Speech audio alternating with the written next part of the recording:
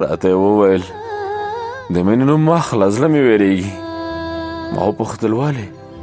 ویلې کلونه کېږي د یو انسان سره مې مینه کړې، خو تر ننه یې درد محسوسوم.